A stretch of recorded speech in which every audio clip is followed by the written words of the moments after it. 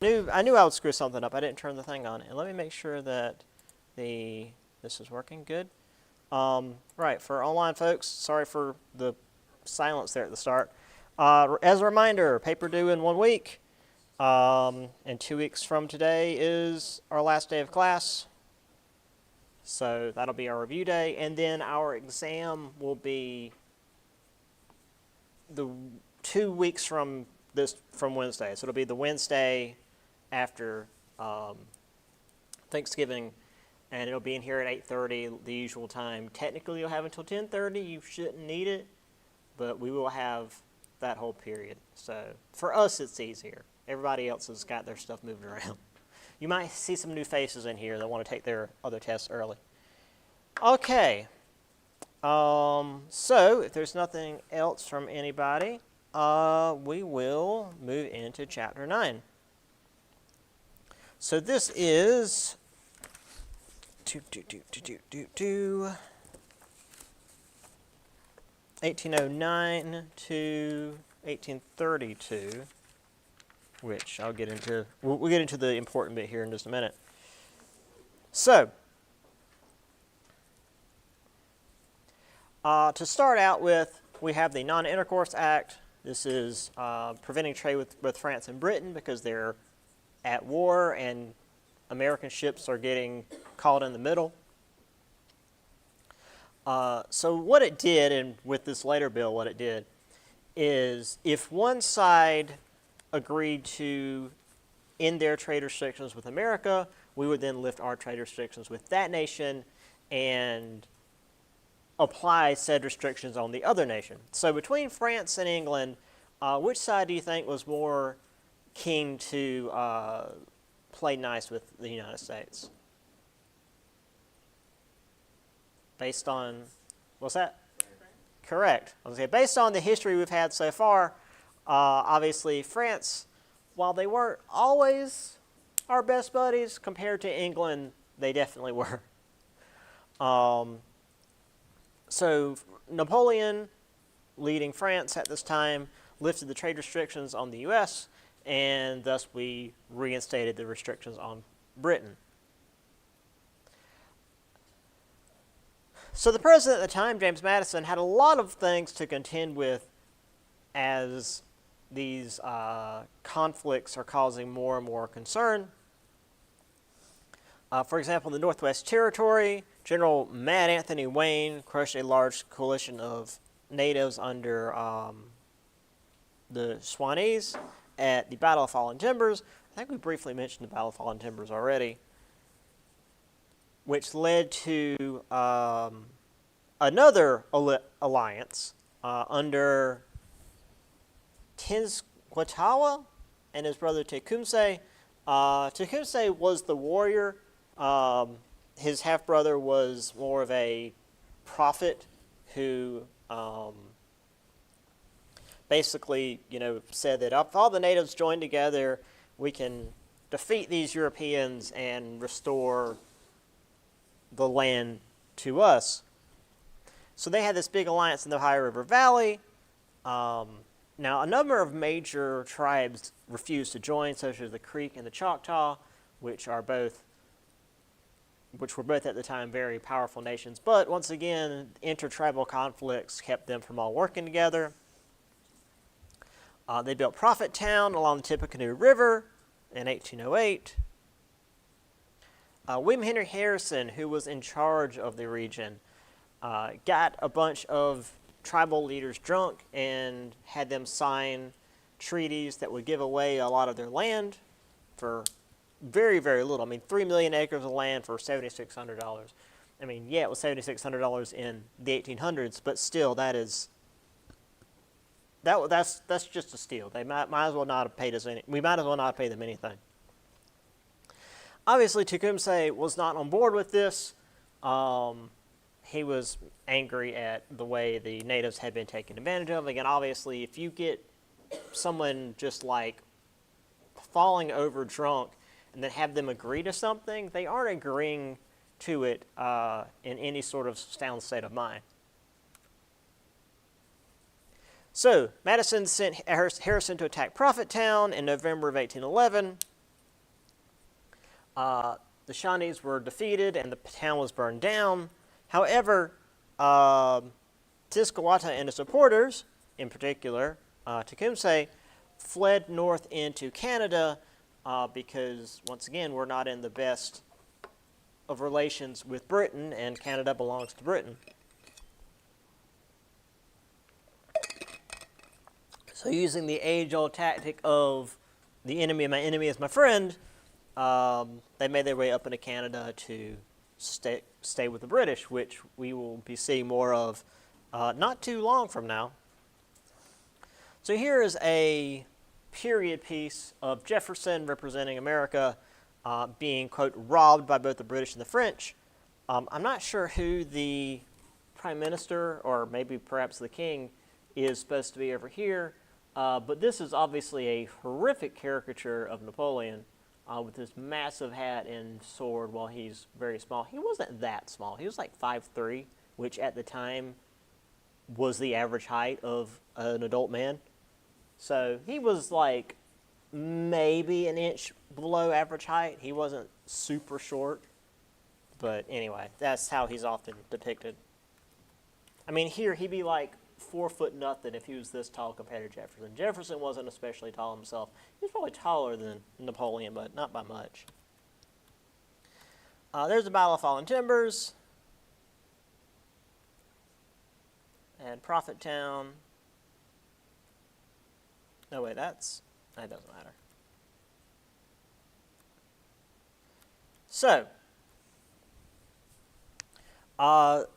tensions continue to increase between America and Britain, in particular due to the British on the western frontier constantly stirring up the natives and getting them to attack American settlements. Not that they needed any more reason to attack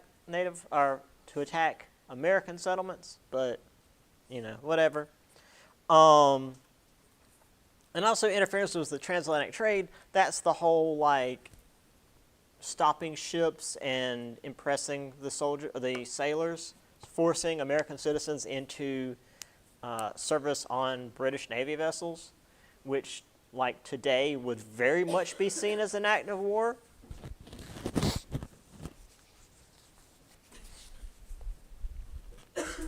Or at least an act of aggression. However, merchants in the Northeast, which is to say mostly Federalists, did not want to go to war with England because they believed it would cause quite a bit of commercial disruption, which it did end up causing, but we'll get to that in a minute. So June 1st, 1812, Madison sent a message to Congress urging them to declare war on Britain. Within a few weeks, they deliberated, and we had war with Britain. This is the War of 1812, based on the year that it was in. Surprise, surprise. So this entire time, Britain has been fighting France from like Revolutionary France in 1789, I believe, all the way through Napoleonic France, and now by the early 1800s, they're still fighting France. Britain has been fighting France for close to 30 years at this point. A little bit of it was off and on. At some points, they cooled the war with France, but they've been pretty much at conflict with France for going on 30 years. Still, as soon as we declared war on England, they utterly wiped our navy. You didn't mess with Britain's navy. They had the world's largest and most powerful navy for a reason. And I mean, even just 1-to-1, their ships were so much better than ours. And really, anybody else's. Britain was on top of things in terms of naval power. And also, up north in Canada, where a lot of Americans who wanted the war were like, we can invade Canada and take that land and make it part of America because there aren't that many British there. And that was mostly true. It wasn't nearly as populated as the United States. There were a lot of native allies up in Canada, including Tecumseh, including the native we had just run out of, like Ohio. In fact, he was appointed to the rank of Brigadier General, which is the exact rank that Washington had during the Revolutionary War. And he was part of the force that helped to capture Detroit. So Tecumseh wasn't just like one of the natives that the British threw out as cannon fodder to get killed while their guys take up better positions. He was a major part of their military force.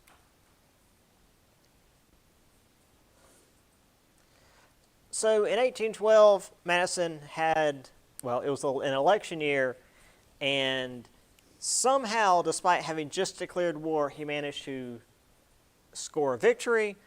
Southern and Western voters were on board with the war, while in England and New York, New England and New York, not England, opposed the war due to, as we've said, commercial reasons. Also, being a mostly Federalist stronghold,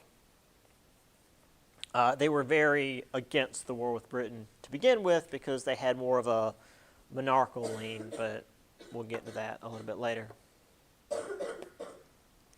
So there were some major naval battles on the Great Lakes, which is always weird to say. When you think of a lake, you don't think of enough to have like a sailing ship with cannons and stuff, but the Great Lakes are huge. My friend in Wisconsin refuses to acknowledge the fact that I always tell her that her state is landlocked. She's like, well, I'm right beside a whole bunch of water. It's like, yeah, but it's a lake. It's not the ocean. And having now seen Lake Michigan, it's a lot of water, but compared to like the ocean, it's very stagnant. It's kind of gross. There are a lot of currents in the Great Lakes. In fact, the Great Lakes are really dangerous for sailing ships, or not just sailing ships, but container ships. Even to this day, there's been a lot of major modern ships that have been lost in the lakes. But anyway, major naval battles in the Great Lakes that we were finally victorious. I don't know how that happened. Tecumseh was killed at the Battle of the Thames, and York, which is modern-day Toronto, was burned. So we started having ourselves some major victories. So a little bit later, there was a Federalist meeting in New England called the Hartford Convention. Well, I'll just go into what this is since I don't have much in the notes. New England Federalists did not have sufficient power to change national policy. They called a meeting in Hartford, Connecticut to consider their options. Some participants at the Hartford Convention called for New England's secession from the United States. Most supported amendments to the U.S. Constitution that would limit presidents to single term, ensure presidents were from more diverse backgrounds, because pretty much everybody at this point had been from Virginia. Other amendments limit embargoes to 60 days, require a 2/3 majority in Congress to declare war, prohibit trade, admit new states, etc. So basically there was this meeting in Hartford, Connecticut, where they were considering working against America's interest in the war because they didn't want America to be at war with England. Unfortunately, while this was happening, the British had landed in the U.S. In 1814 and made their way to Washington City and burned it to the ground. Now, actually, I'll go ahead and British sailed up the Chesapeake as American troops retreated. Dolly Madison and a family slave, Peter Jennings, gathered up government papers and valuables before fleeing the city. Now, the entire city wasn't burned to the ground. It's not like they just took the torch to everything, but they did specifically burn down very important political buildings, the White House, the Capitol building, that sort of thing. They burned down buildings that were important to running the American government. They didn't just burn everybody's houses down. Still, though, that was a pretty major blow. I mean, where our capital had just been hit by the enemy force. That's not something you see anymore. At least not over here. Meanwhile, down in the south, Andrew Jackson was leading militia working with the Cherokee allies to fight against the Creek, which again, well, we're going to see by the end of this chapter how loyal Jackson was to his Cherokee allies. But again, the Cherokee and the Creek were at odds, so the Cherokee decided to work with us while the Creek were working with the British. And more importantly, made his way down to New Orleans and pushed the British out by January of 1815. So while this is an important victory, it's one that I remember not so much because, well, he took New Orleans from the British, but because it happened after the war was over. The Treaty of Ghent had been signed on Christmas Eve of 1814, and does the book actually say what day that happened? Yes, January 8th, 1815, General Jackson's troops launched grape shot and canister bombs against the British in New Orleans. Native allies, backcountry immigrants, French-speaking black soldiers. So, while that feels like an oversight, that this major battle took place after the war was over, Ghent is in, like, what, Belgium? Brussels? I forget exactly where Ghent is. It's over in Europe. And even with the faster ships we had at the time, and the fact that, like, at least the capital knew about the treaty, it was going to take a while to get the information all the way from, say, well, the remains of Washington City to New Orleans, because it's through a lot of backcountry, a lot of just lack of roads, and there was no kind of real communication system at the time. So, while I would like to argue that it's because Andrew Jackson is a bloodthirsty bastard, which is true, he did not know the war was over when this happened. So I can't blame him for this. He's got a lot of this stuff to answer for, but we'll get to that later. So there's Jackson leading his troops, totally not being a target. That's how Admiral Nelson died. So here's Washington being burned down, and Jackson at New Orleans, fighting off the British, getting them to retreat to their ships. And then we're going to not talk about Jackson for a while, but he will come up again by the end of the chapter. So,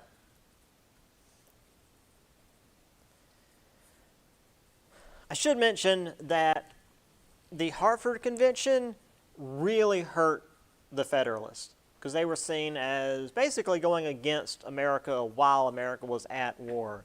And, I mean, many denounced them as traitors.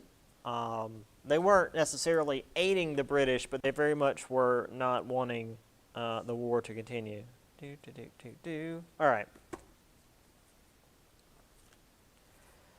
So, going back a little bit to Jefferson, the Democratic Republicans were against expanding federal power. Their whole thing was to be the anti-federalists. They were literally the anti-federalists that made their own party. However, starting as early as Jefferson, wrong one,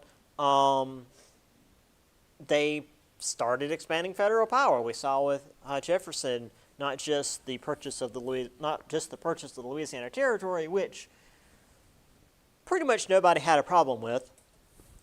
There were the various acts and laws, and like the Embargo and Force Act and whatnot, that very much hurt the credibility of the Democratic Republicans in their whole small government thing.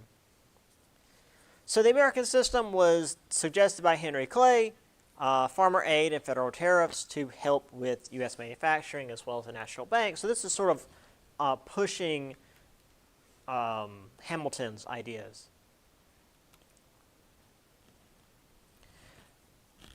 The main thing, though, that we have here is the federally funded internal improvements. many of the residents heading west were veterans of 1812. They had been given 160-acre plots of land between Illinois and Mississippi rivers. So this new area that was being opened up, where the people were given land to settle, not just because being given land and a homestead is very much a major, well, one of the only ways to make money at the time, but also as people began settling these wild regions, the government was able to push in and control it more efficiently. It's a lot easier than, say, like the French did, where they would just set up forts and not really be able to expand beyond that. So, for example, 1811, the first steamboat went from the Ohio River down to New Orleans, and this began the age of steamboats, which caused freight prices to crash, in particular over land routes, because it was took much longer, was much more dangerous, and therefore much more expensive to move freight over land. The creation of the National Road, or the Cumberland Road as it was called, did help things a little bit. And these were the big gravel roads that were used for wagons and whatnot, which was a lot better than just going across dirt, because once it rained, that was now mud. And wagons don't do so well in mud. We had the Santa Fe Trail from Missouri to Mexico. The Congress negotiated with the Osage natives to use. So we had basically a path all the way to Mexico that had been used for hundreds, if not thousands of years. And we actually worked with the natives about it, so that was nice. The most important of these internal improvements, though, was the Erie Canal. Once we get towards the end of class, I will show you guys a video on the Erie Canal, which I'll just link for my online folks. But yeah, this was an 363-mile waterway from Mohawk River to Buffalo, New York. It took quite some time to complete. It took a lot of money, a lot of manpower, a lot of bodies. A lot of people died in the process. However, it absolutely changed the nation's economy, and honestly the world economy. So, for example, 1820, before the canal was completed, it took, to ship a ton of grain from Buffalo to New York by land cost $100 and took 20 days. With the Erie Canal in 1825, it cost $9 and took 6 days. That is a substantial shift. I mean, just imagine, shipping from really anywhere, changing that much in price. Oops. So Mohawk River to Buffalo, New York, this basically connected, it's the Erie Canal, it's connected to to Lake Erie, and all the lakes are, I believe all the Great Lakes are connected to some degree or other. So this didn't just mean you could ship stuff from one end of New York to the other.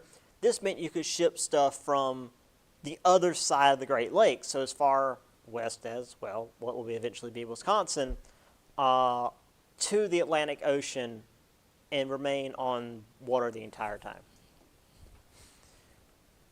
So this not only created a bunch of cities along the Erie Canal that still exist today, a lot of major cities in New York, but also turned New York City into what it is today. The Erie Canal is the reason that New York City is what it is.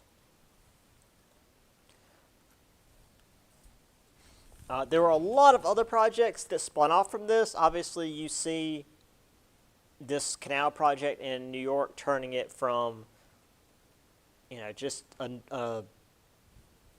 a seaport to the most important seaport of the nation, and again, eventually the world.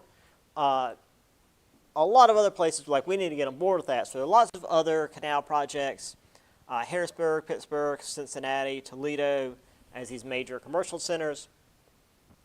But for every success story, there were dozens of failures. There were so many times when a canal was proposed and they started building it, but they ran out of money, or it didn't do what they wanted it to do, or the land simply wasn't ready. We had one like through a swamp in, I think, North Carolina. It sort of helped, but it still wasn't. It wasn't the Erie Canal. And I want to say, I don't remember which state that it was, but I think maybe like Kentucky, somewhere up there. They completely bankrupted their state's economy trying to build one of these canals because, well, it's expensive, it's very difficult, and it just never ended up paying for itself. So they completely crushed their economy trying to build this canal. So not every canal was the Erie Canal, and that's why this is the only one we talk about. So the American system, tariffs, bank, infrastructure, which is good for northern merchants, but here in the South they say those tariffs in the bank, the North is going to profit off the South's poverty. Yeah, most people in the South were poor. The ones who were actually running the South were definitely not, although they still benefited from not having tariffs. But this idea that the South was poor and put upon is not quite true. First boat built on the Western Waters. This is, I don't think this is the Clermont. Yeah, it's the Orleans, you can see there. So this is a bit further west than we had the Clermont, but we're starting to see these bigger, as you can just see from the people, much larger steamboats for the expansion west. There's the National Road, Cumberland Road, from the Potomac all the way to, was that Indiana? Illinois? Yeah. And also, as you can see here, there is no difference in Virginia and West Virginia. It was just one big blobby state back then. That doesn't change until the Civil War. And there is the Erie Canal. I'll see if anybody in here can hazard a guess. Why do you think the canal had these big, broad walkways on both sides? And that's more than just like a sidewalk. That's basically little roads over here. Anybody hazard a guess as to what those were for?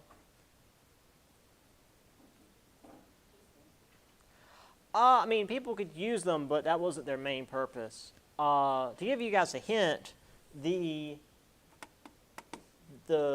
boats that went through the Erie Canal were typically unpowered barges. So the only way you could move the barge by being on the barge was with like one of those big poles. But these were useful in that regard. So these are real big.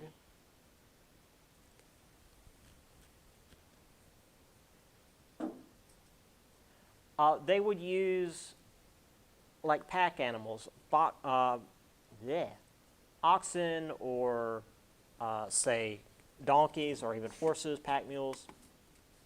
And they would tie them off to the animals on one side, sometimes both, and they would just walk along the canal and pull the barge along, which was substantially faster than trying to push yourself along with, one of those guiding poles.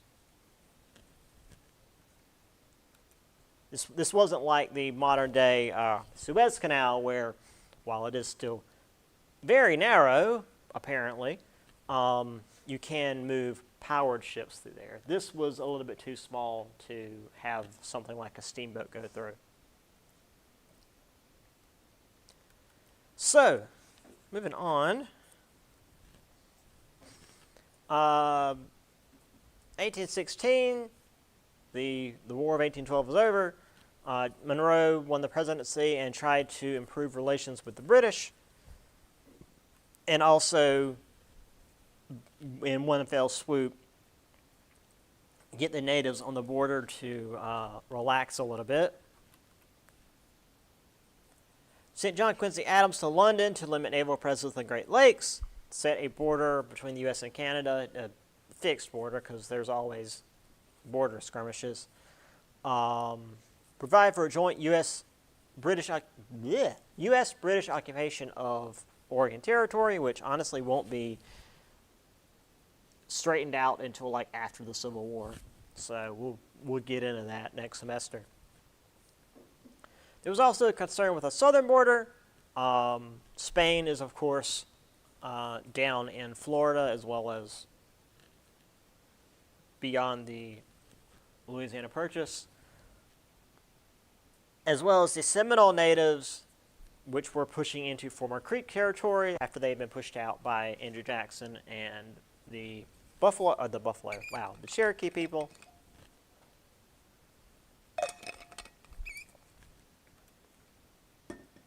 So they sent down General Jackson. General Jackson was good at killing people, I guess, and he showed how good of a diplomat he was by, attacking 2 Spanish forts, hanging 2 Seminole chiefs, and killing 2 British citizens who were there working with the natives.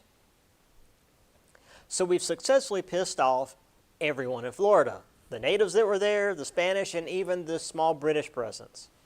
And we had just finished a war with Britain, if everyone remembered. However, the British let it go, and the Spanish decided that they didn't feel like dealing with Florida anymore, and they just sold it to the United States. All lands east of the Mississippi were sold to the U.S. If you guys remember that map I showed you a few classes back, where the panhandle of Florida stretched all the way to the Mississippi because originally Spain had control of Louisiana, and the Gulf Coast was completely under Spanish control. But now that we had control of Louisiana and we were all there to the north, they're just like, screw it, you can have it. They sold it to us in the Adams-Onis Treaty. And due in part to this, as well as that, the Monroe Doctrine was written and put into effect. It isn't really it's not like an act or a law. It's pretty much a suggestion to other nations what will happen if they cross the line, so to speak. So the Monroe Doctrine was basically saying the Western Hemisphere was under the America's sphere of influence, and that Europe should leave it alone. What it meant in practice was there were these various independence movements, Argentina, Chile, Peru, Colombia, and Mexico, that had thrown off Spanish rule, and America extended diplomatic relations to these countries, which made their independence movements official, which is a whole thing about independence movements. That was a big thing with America's independence movement. We had France agree that we were an official country, and even with the, American Civil War, one of the things the Confederates tried to do was get Britain or France to recognize them as a separate nation, but they never did. So it was not a war between 2 separate nations. It was a civil war in a single nation. Now, it's a whole diplomatic thing. But the end result of this was that European powers could no longer come in and bother these nations, but it meant that the United States, being the most powerful nation in the region, could go in and try to influence their governments and political actions, and especially when we get into next semester, we really start stepping in everybody else's stuff. Obviously, this didn't really apply to Canada because Canada is still under Britain's control, and at this point, it was too strongly entrenched for us to try to mess with. But everything south of us was considered our backyard, and thus our business. So in the late 1820s, American merchants were trading really all over the world. Mexico, China, Britain, and even looking into the Pacific Islands to expand into, which we'll get more into next semester. Providence, Rhode Island, Philadelphia, Pennsylvania became these major production centers because, again, they're on the water. And so at this point, roads are still pretty awful. So being on the water is really the only way to be a major economic power. That doesn't really change until literally railroads. So we have General Jackson doing his thing, just finding people that aren't Americans to shoot. Here is your basic idea of the Monroe Doctrine. America not letting the European powers interfere while still treating the other powers in North and South America as inferior and therefore under our jurisdiction. I don't know why they made Prussia so. I guess because Prussia wasn't very big at the time, but yeah, that's Prussia. Prussia being the core around which Germany was built. Whenever I say Prussia, I mean like early Germany. Here again is the Monroe Doctrine. This one I believe is a little bit later because you obviously have the British Bobby here.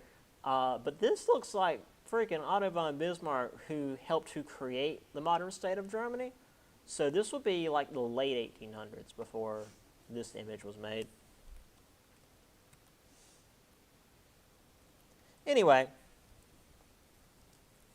so this American system that Henry Clay put together with the roads, rivers, canals, and steamboats, not quite railroads yet, but these various ways of connecting the United States together and making shipping across it easier. This was meant to bind the various regions of the U.S. together, but also meant that regional economic development was more enforced, which means what we had been talking about since really early in the semester with like different, say, farming homesteads working together where one homestead would focus on wheat and another would focus on, say, eggs or milk, and another would build a grist mill and do something else on the side. They would all work together so that no one would have to go hungry, for one, but so that they could benefit from specialization and trade amongst themselves to get what they needed. That's what this was each region had its own specialization, and they would trade amongst themselves rather than having to diversify. So the Creek natives were forced out of 2/3 of their land, and then with the addition of Florida, lots more land was opened up for cotton, which led, of course, to slavery because, well, didn't lead to slavery, but led to the spread of slavery because, well, you're not going to have a white man out there doing the work. Of course, growing the same crops in the same soil over and over again for literally generations at this point exhausted the soil and caused the quality and the quantity of the crops to drop. So rather than figuring out they should do crop rotation, which was a thing since literally the Middle Ages, they just started moving westward to land that hadn't been used yet, or at least hadn't been used by the Americans yet. So this led to a spread west, which of course led to slavery being spread west. And they relied on trade with the north for shoes and cloth and the west for food because you can't really eat cotton. I guess you could if you had to, but I wouldn't suggest it. So they were able to focus on these literally inedible cash crops and then would trade with other regions to get what they needed. James and Dolly Madison, for example, returned to Montpelier, which I believe is in Virginia, and were not able to maintain their livelihood through cotton trade because the land had been exhausted.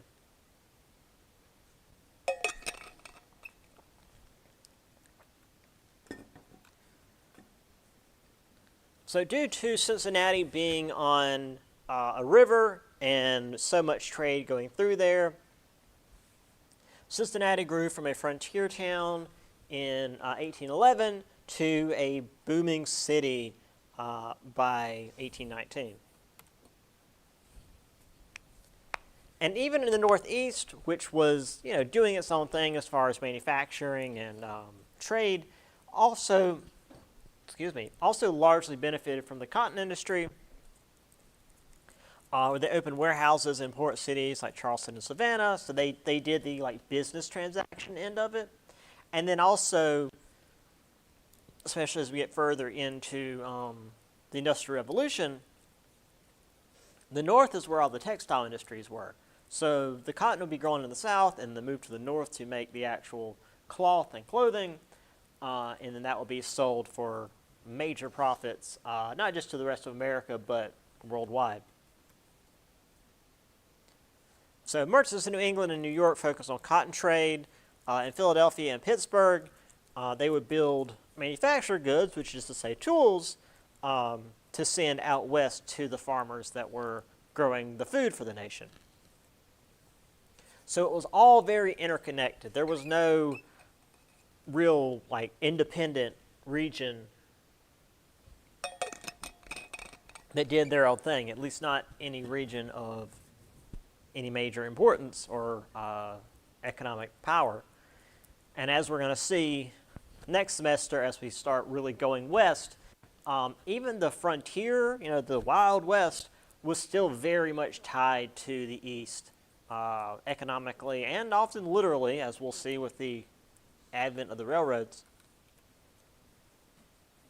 So here's a basic image of North America with its roads, canals, and again, the railroads, not quite yet. This is a little bit later than we're talking right now. You see some railroads here. But if you just look at the red lines and the dark blue lines, those are the roads and canals that connect the regions. As you can see, the North is much more interconnected than the South, but we dealt with what we had. And we also had these major seaports. We could just send stuff out into the Atlantic and up the coast. But to be able to move stuff inland was a major deal. So here we have Cincinnati. As you can see, it's just right in this middle portion of becoming a boomtown. You can see the horses and carriages, the covered wagons. But then over here on the right, you've got these big steamboats on the river. And these are the floating palace type steamboats. Yeah, melty. All right.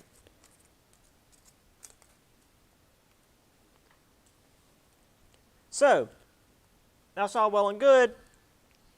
However, we had an economic panic, as it was called. So irresponsible banking, declining overseas demand. I'll get more into that in just a second. So starting all the way back in 1816, American banks started loaning out money to settlers who were trying to make a farm to make profit out west. But because things were going so well, they often didn't require proper collateral. Let's see, yeah. Or even backed up by hard currency, because European powers, due to a thing going on in South America, which the book doesn't get into, and it's not our state of concern, so whatever. Stuff was happening in South America that caused the European powers to pull their hard currency out of American banks. Therefore, the American dollar was not as sufficiently backed by gold and silver as it was before. I'll get more into that in just a minute. And also, with the Napoleonic Wars ending and Europe finally coming to some form of peace, they were able to start growing their own food again, and therefore they didn't need as much stuff from America. Which meant that, for example, farmer income dropped by about a third. And typically, farmers are not making a whole lot of money. They're making enough to get by and just that. So them losing a third of their income was a pretty major blow.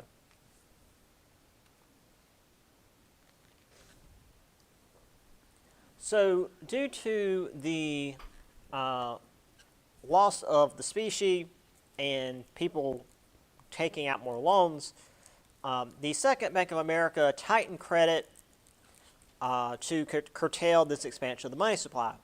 What that means is, well, for one, it's harder to get a loan, but also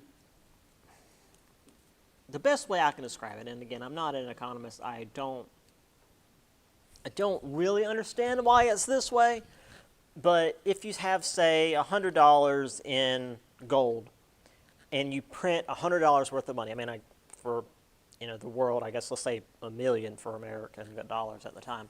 So $1 million worth of gold, $1 million worth of currency, it's out there floating around, people are buying and selling and all of that. But if people are taking out more loans, the bank's response is to print more money. But if you have, let's say, $2 million in American bills, but you still only have $1 million in gold,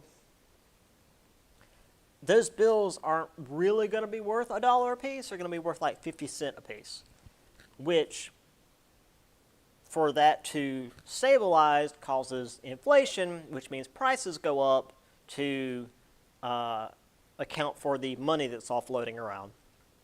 While all this is happening, the gold is still just sitting there. The gold is still just worth what it was worth. I mean, occasionally gold prices fluctuate, but not that much.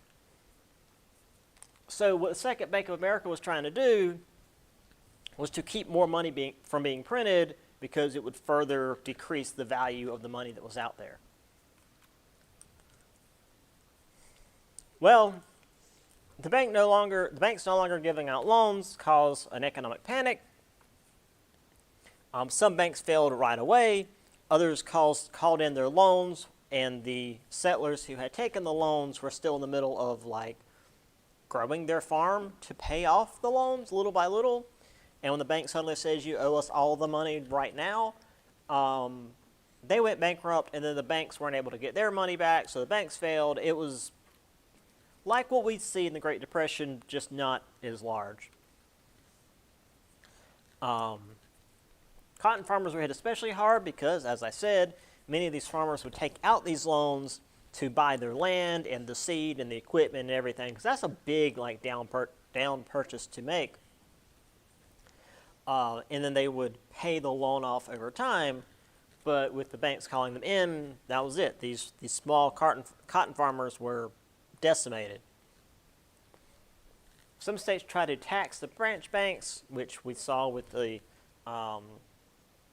that Maryland court ruling, which they couldn't do, or print money without specie to put more money out there. But as we mentioned, without the gold and silver in the bank, the more money you print, the less each piece of money is worth. There are other aspects to that, but that's all you need to worry about for this. If you're going to take an economics class, then by all means learn what it actually does. But this is all I'm going to worry about. There are debates in Congress over how to fix this. Northern merchants wanted higher tariffs. Southern planters would be hurt by the tariffs, even as the prices for agricultural goods were dropping.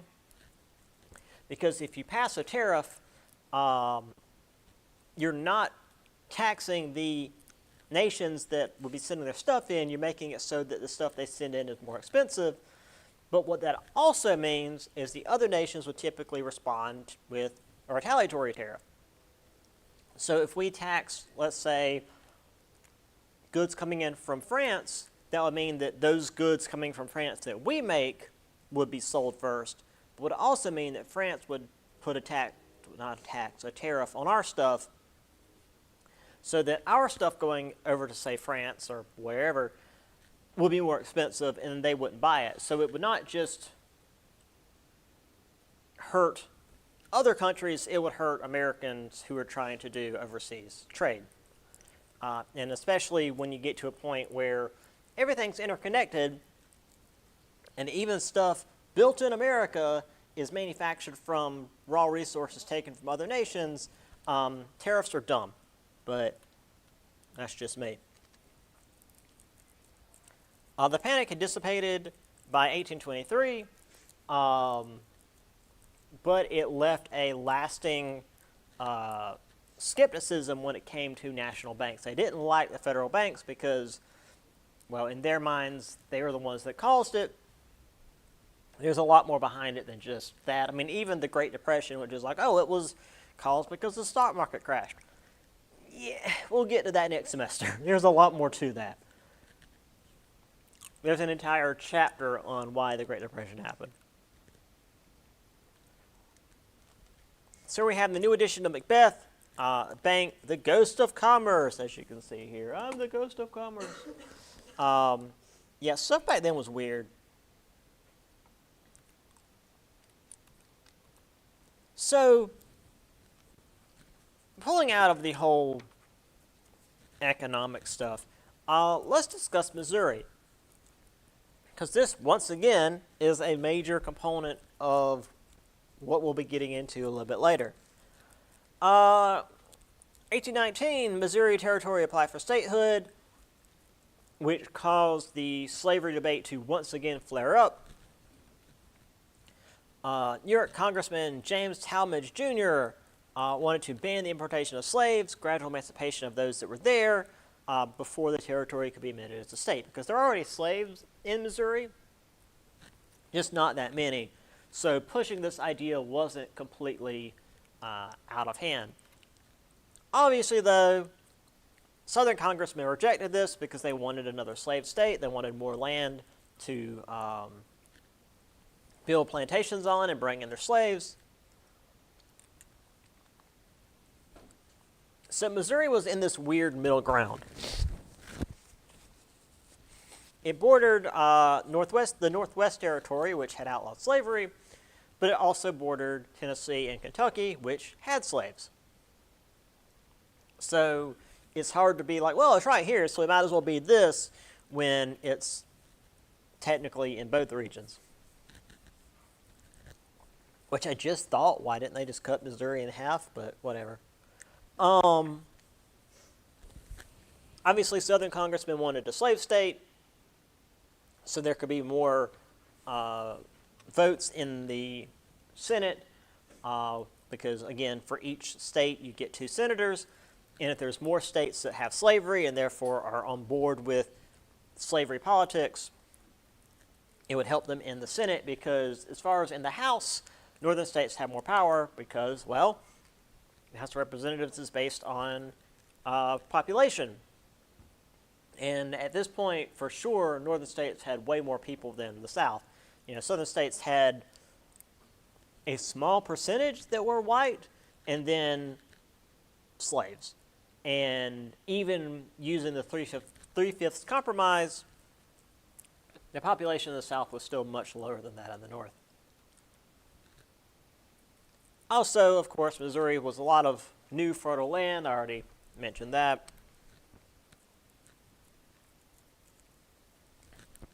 And also, slave owners believed that if slavery was outlawed, this would lead to more slave revolts, which were happening more and more often at this time.